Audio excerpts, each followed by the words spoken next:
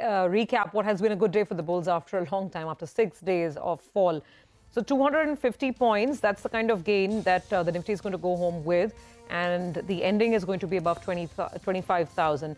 It's been a broad day in terms of leadership. Trent is right up ahead with that 8% gigantic move. The stock at about 8,045 now. Adani Enterprises and Ports, both those stocks managing a gain of about 5%.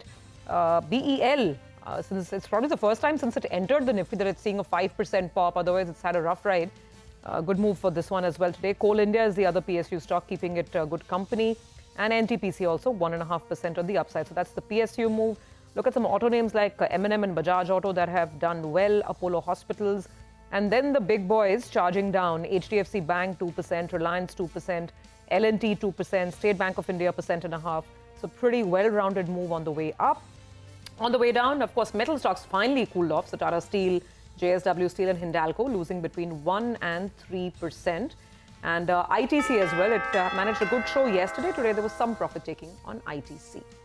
Well, the bell is gone. The mid-cap index outperformed today with a gain of about 2%. Very strong advance decline ratio. So more than 2,000 stocks advancing for less than 500 stocks declining.